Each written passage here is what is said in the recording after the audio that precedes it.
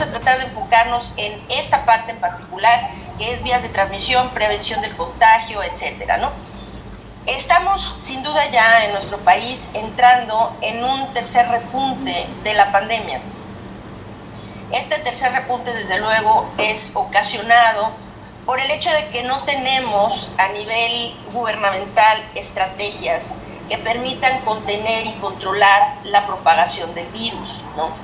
Entonces, necesitamos todos entender la parte fundamental de cómo podemos contribuir a que este problema se mejore, que el problema mejore.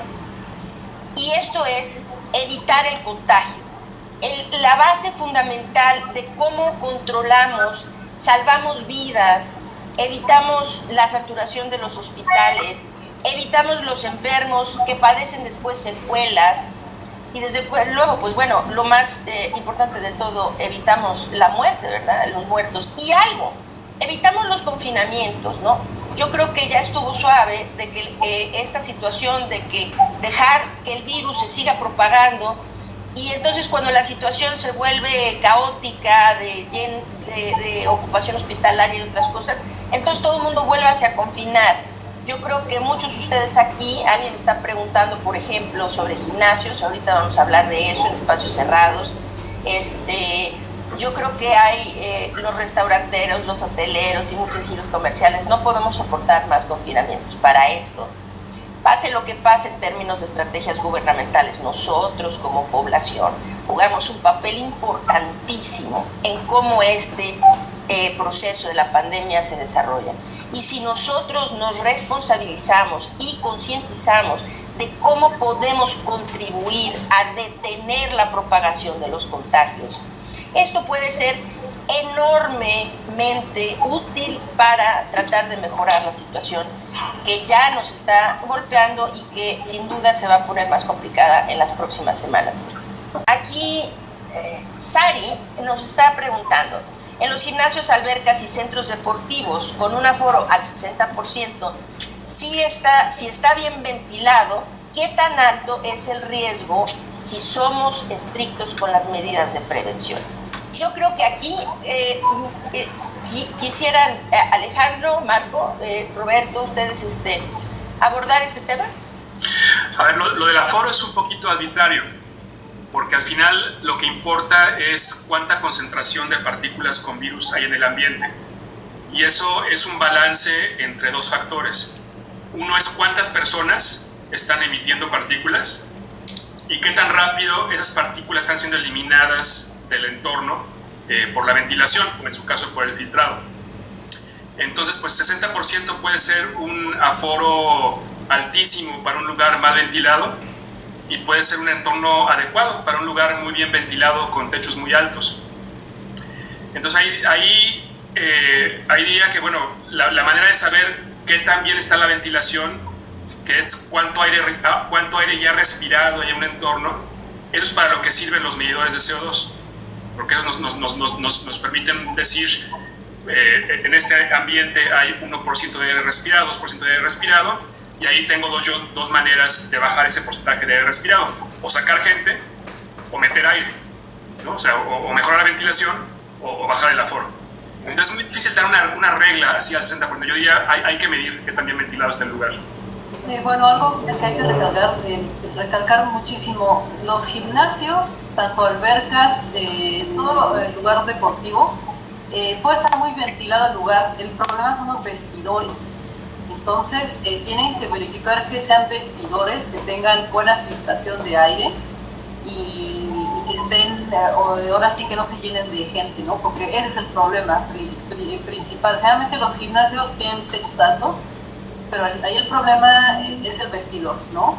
Y donde uno, se va a bañar y todo, se tiene que quitar el cubrebocas. Entonces, es el peligro. Y ahí sí, a mí me encanta hacer ejercicio. Yo iba al gimnasio, yo iba a alberca, pero desde que empezó todo esto lo tuve que dejar a un lado porque la verdad todavía es un lugar de alto riesgo, y hasta que no esté la población bien vacunada, yo diría que se esperen un poco, ¿no? Y que elijan deportes al aire libre, que es lo que yo he hecho, ¿no?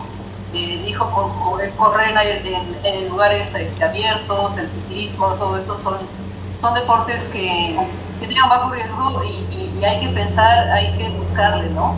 No dejar de hacer ejercicio, pero buscar opciones que sean ventiladas, ¿no? Y evitar, bueno, si uno va al gimnasio, evitar lo más posible estar en el vestido.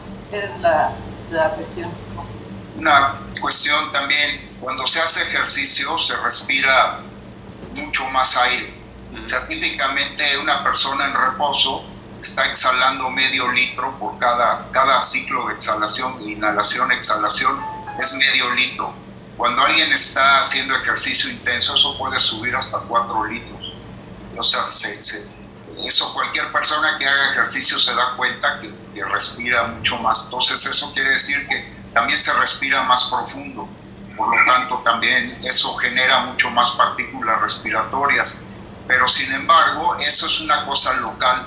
Si una persona está en una caminadora y está corriendo y se pone un ventilador, o sea, la emisión esa de partículas puede ser local. Entonces, una medida que puede ser útil en los gimnasios son pequeños ventiladores particulares que estén en la zona donde se está haciendo el ejercicio. En el gimnasio, la gente está levantando pesas o en las caminadoras o en los aparatos, no se anda moviendo mucho. Entonces, ventiladores localizados y dirigidos para que pueda salir ese aire, también puede ser una solución. Y también los vestidores, colocar una serie de ventiladores individuales, no sé, esa es una posibilidad, pero es importante saber que sí se está exhalando mucho aire, ¿no? O sea, es un ambiente distinto a la de la respiración en reposo.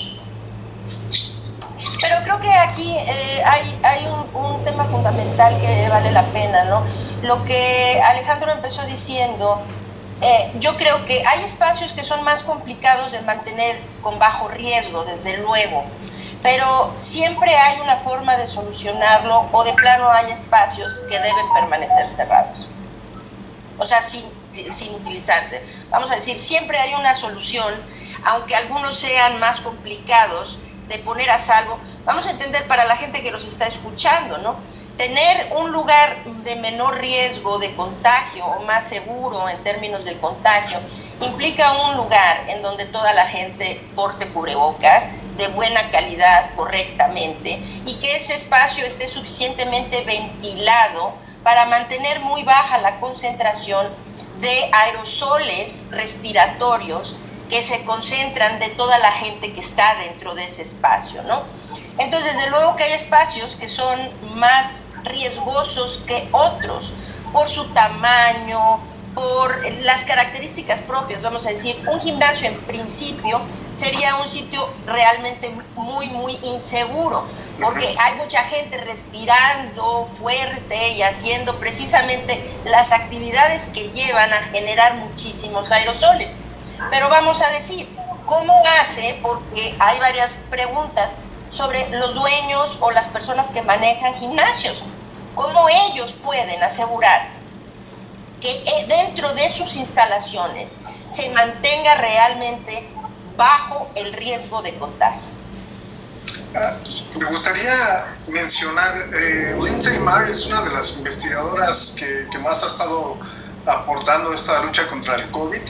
Como tú bien lo dices, hay lugares que son muy peligrosos, pero entonces no es necesario que los cerremos, sino que adoptemos medidas correctas y en conjunto que hagan que se disminuya el riesgo. Lindsay, por ejemplo, ella es una persona, lo he visto mucho en Twitter, le gusta hacer ejercicio, ha asistido al gimnasio, pero ha hablado con los administrativos y en general han aumentado mucho la ventilación, y ella ha reportado que incluso, si no recuerdo mal, parece ser que no ha habido ni siquiera un contagio.